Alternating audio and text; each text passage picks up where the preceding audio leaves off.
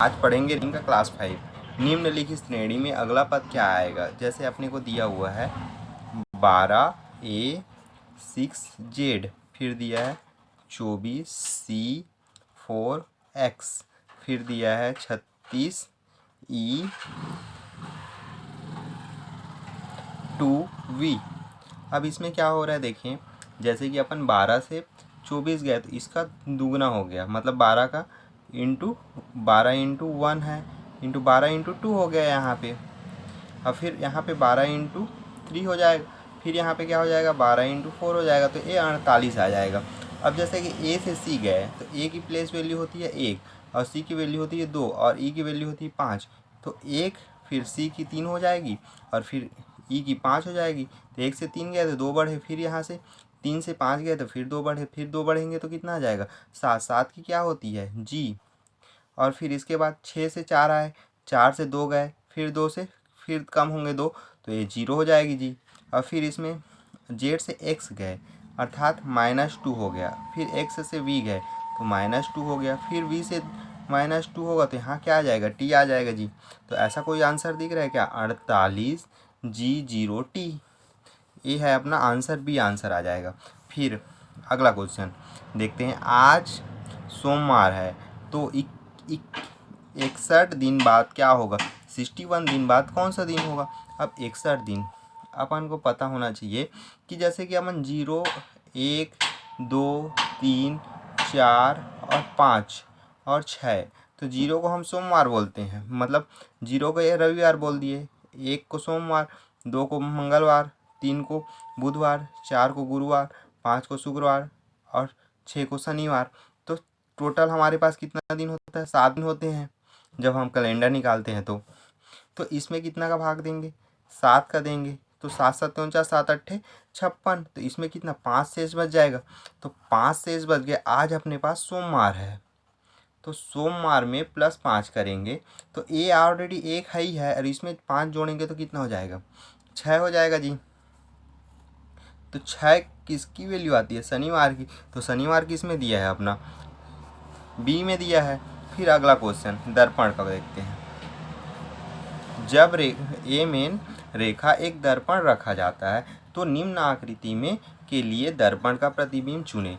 अब निम्न आकृति के लिए दर्पण का प्रतिबिंब चुनना है, जैसे कि ए वाली दर्पण है तो इसमें ऐसा है, तो अब दर्पण में उल्टा हो जाएगा, तो ए तो हो नहीं सकता, ए वाला भी नहीं हो सकता, ऐसे पूरा हो ही नहीं सकता, ए वाला ऐसा तो है ही नहीं, यहाँ पे ये वाला क्रॉस है ही नहीं, यहाँ पे ऐसा लकीर है ही नहीं, तो ये भी नहीं हो सकता।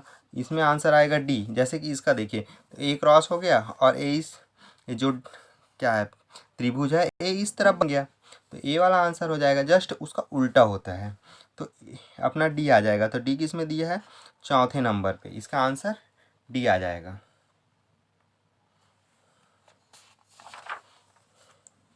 अगला क्वेश्चन निम्नलिखित श्रृंखला का अगला अंक ज्ञात करें। तो अब निम्नलिखित श्रृंखला में अगला अंक ज्ञात करें लिखिए, तो 19 फिर दिया है, 24 दिया है, फिर 22 दिया है, फिर 27 दिया है, फिर 25 दिया है। तो 19 से 24 गए तो इसमें क्या 5 बढ़ गए, फिर 24 से 22 आए तो इसमें -2 हो जा रहा है, फिर 22 से 27 गया तो इसमें 5 बढ़ गया, मतलब सही जा रहे हैं अपन। फिर इसमें से 27 से 25 आए तो -2 हो गया, ये +5 हो रहा है, तो फिर क्या होगा +5 हो जाएगा, तो ये 30 आ जाएगा। 30 आंसर कहीं पे दिया हुआ है, तो आंसर 4 में दिया हुआ है। अब फिर अगला क्वेश्चन देखते हैं, विषम चुने। अब जैसे कि एल है तो एल को पानी के तल में अगर देखते हैं तो ऐसा दिखता है, एम को देखते हैं तो एम ऐसा दिखेगा, और यू को अगर ऊपर से देखते हैं तो नीचे में ऐसा दिखेगा, और वी को देखेंगे ऐसे तो वी ऐसा दिखना चाहिए ना जी। तो ये वी क्या है गलत है, तो ये वाला गलत हो जाएगा, अपना विषम अपना कौन सा हो जाएगा वी हो जाएगा, अर्थात डी। तो डी का आंसर बी आ जाएगा।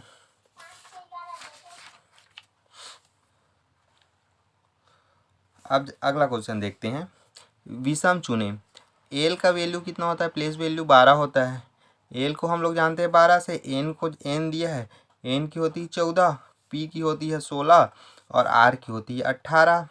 तो ये पी का कहाँ दिया है अपने को 17 दिया हुआ है, तो पी का जो 17 दिया है ये वाली गलत वैल्यू है मतलब, तो सी कहाँ पे दिखा हुआ है, आंसर सी हो जाएगा इसका।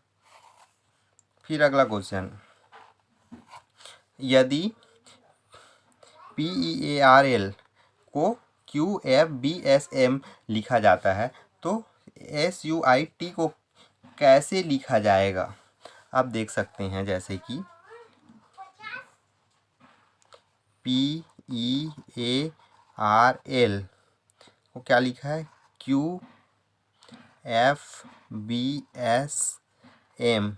तो PQ मतलब +1 प्लस गए, EF प्लस गए, AB प्लस गए, RS प्लस गए, LM प्लस है। अब सूट लिखा हुआ है SUIT, तो एस के प्लस करेंगे तो कितना हो जाएगा, +1 करेंगे तो ST हो जाएगा, U का क्या हो जाएगा, V हो जाएगा, +1 करेंगे तो I में प्लस करेंगे तो J हो जाएगा, और फिर T में प्लस करेंगे तो क्या हो जाएगा, U हो जाएगा। तो ऐसा आंसर कहीं दिया है, TUTVJU, आंसर नंबर बी।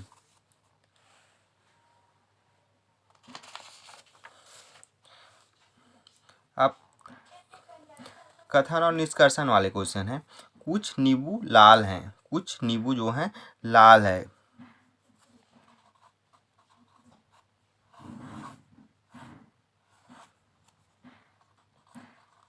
ये नींबू हो गया, कुछ नींबू लाल हैं, ये देखिए ये कुछ नींबू लाल हो गए।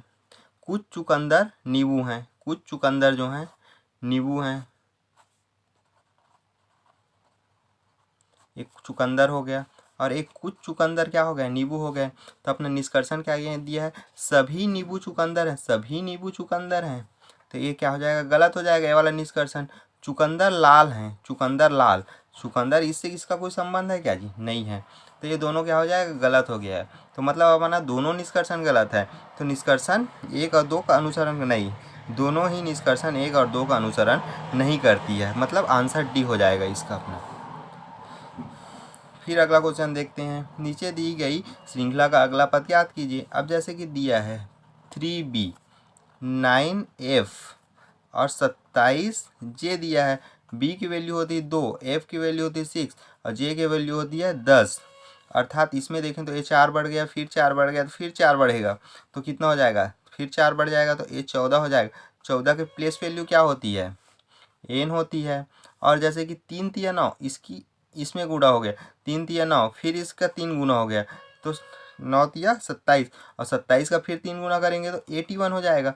81n14, 81n14 कहीं दिया है अपने को, 81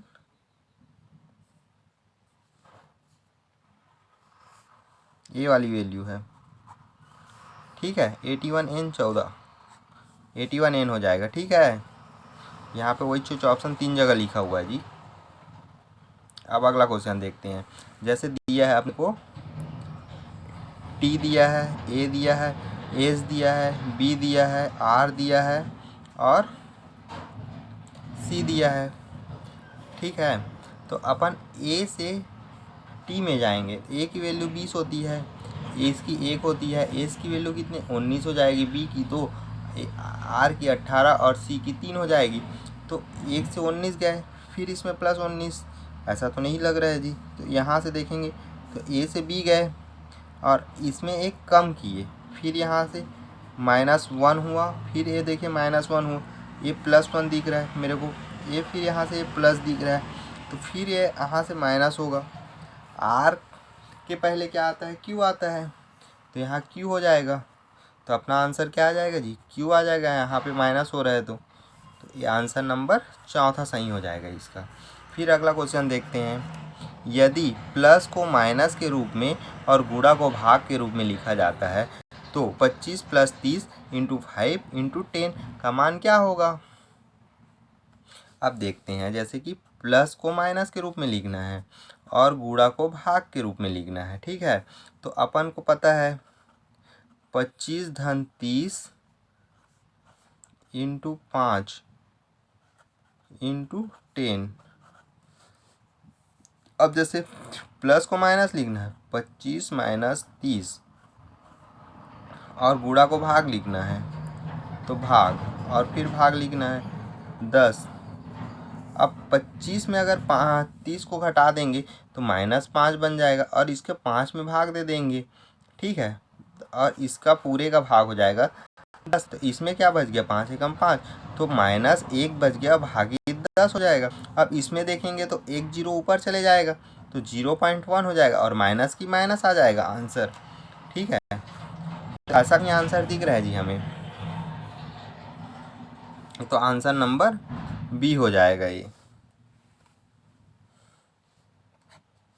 ठीक है। आज के लिए बस इतना।